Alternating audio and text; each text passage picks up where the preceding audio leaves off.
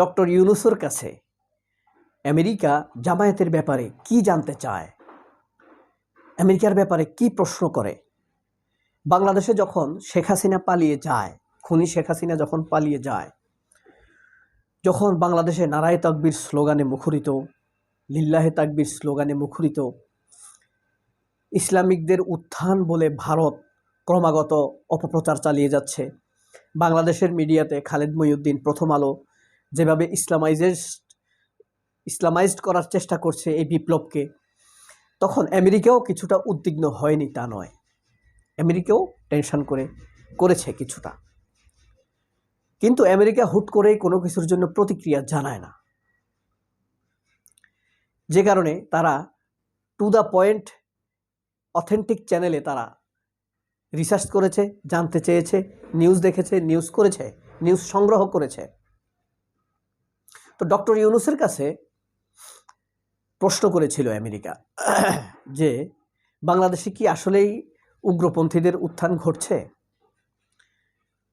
তখন ইউনূস বলেছেন, তোমরা কিভাবে জানলে ব্যাপারটা? বলছে যে ভারতের মিডিয়ায়। তখন ইউনূস খুব বেশি উচ্চবাচ্য করেননি, বলছে যে ভারতের মিডিয়ার ব্যাপারে কি তোমাদের কোনো ধারণা আছে? তারা তো আমাকে জঙ্গি বলতেছে। তখন আমেরিকার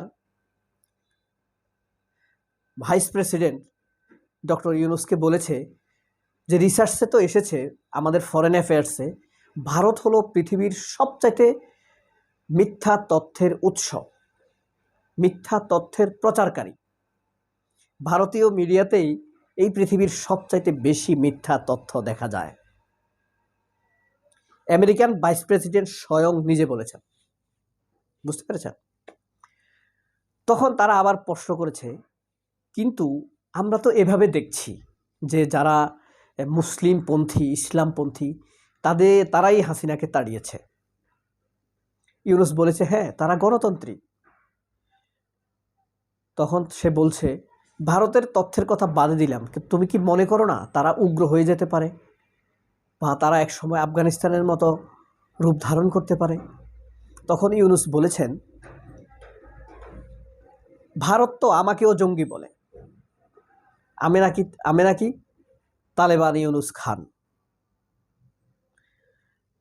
তখন তারা প্রশ্ন করেছে, ডক্টর ইউনূস প্রশ্ন করেছে, তাদেরকে যখন কেউ প্রশ্ন করে তালেবান হলে তো ইউনূসের দাঁড়ি থাকতো।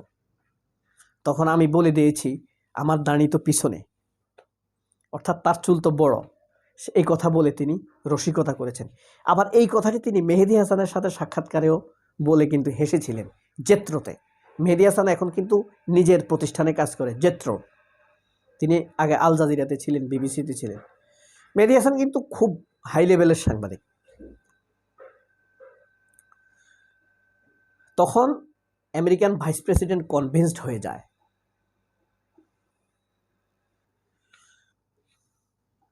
আর American foreign secretary of state, মানে পররাষ্ট্রমন্ত্রী মার্কো রুবিও না, সে ডক্টর ইউনূসের গ্রামীণ ব্যাংকের সরাসরি রিসার্চ করেছে। ডক্টর ইউনূসের ব্যাপারে সে জানলেও, কিন্তু ডক্টর ইউনূস এখন তো উপদেষ্টা, এখন আর গ্রামীণ ব্যাংকের এমডি না, চেয়ারম্যান না, সে এখন বাংলাদেশের প্রধানমন্ত্রী পোস্ট হোল্ড করে, এবং আরও ক্ষমতা আছে, প্রধান উপদেষ্টা। মানে মানুষের দ্ব্যর্থহীন সমর্থন, সব কিছু মিলিয়ে ডক্টর ইউনূস এখন তো অনেক কিছুর প্রতিনিধিত্ব করতে হয়। তো বাংলাদেশে যখন আমেরিকান সাংবাদিকরা আসে, তখন আমেরিকার ফরেন অ্যাফেয়ার্সের সাথে যোগাযোগ করে আসে। খুব স্বাভাবিক, এটা এমনিও পেশাদারিত্বের কাজ, তার উপরে কিছু আগাম তথ্য নিয়ে আসে। এসে আগেই তারা 15-20 দিন মাঠে ময়দানে ঘুরে, হ্যাঁ, বিভিন্ন ধরনের মানুষের সাথে কথা বলে, বিভিন্ন প্রতিষ্ঠানের সাথে কথা বলে, তাদের যে নানান রকম এনজিও আছে তাদের সাথে কথা বলে। এইগুলোর ভিত্তিতে তারা পরবর্তীতে ওই সংশ্লিষ্ট দায়িত্বশীল যে থাকে তার সাথে কথা বলে, যেমন ডক্টর ইউনূসের সাথে কথা বলে, বাংলাদেশের তথ্য উপদেষ্টার সাথে কথা বলে, ফরেন উপদেষ্টা পররাষ্ট্রমন্ত্রীর সাথে কথা বলে। মোটামুটি তার আইডিয়া একটা ভালো লেভেলে বেটার লেভেলে চলে যায়।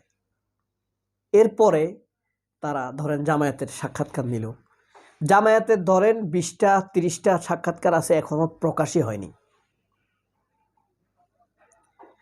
হ্যাঁ, আল জাজিরাতে জামায়াতের নিয়ে প্রতিবেদন আছে 4টা, এখনো প্রকাশিত হয়নি। জুলাই বিচার নিয়ে, জাস্টিস নিয়ে আল জাজিরার প্রতিবেদন রেডি আছে 3টা, এখনো প্রকাশিত হয়নি। প্রতিনিয়ত আপডেট করছে। ধরেন একটা রিপোর্ট করে রেখে দিছে, এখন মনে হচ্ছে না আমরা তো এখন আসিফের একটা সাক্ষাৎকার 2 মিনিটের নেওয়া দরকার এটার সাথে যোগ করে দেওয়ার জন্য। আবার মনে করছে যে সাদেক কাইমের একটা 2 মিনিটের একটা কমেন্টস নেওয়া দরকার, তখন তার একটা কমেন্টস দিছে। আবার মনে হচ্ছে যে মাহমুদুর রহমান আমার দেশ পত্রিকার সম্পাদকের একটা কমেন্টরি নেই, তাহলে আরটু সুন্দর হবে। এভাবে আপডেট হচ্ছে, কিন্তু অনেক নিউজ, অনেক ইন্টারভিউ, অনেক প্রতিবেদন তাদের কাছে এখনো জমা। আর আল জাজিরা নিউজ তো আপনারা বুঝেন, তোলপাড় করে দেয়। হ্যাঁ, আবার আল জাজিরা বিভিন্ন প্রজেক্ট ফ্রিল্যান্সারের মাধ্যমেও কাজ করে। সেটা হইলো আপনার যেমন ধরেন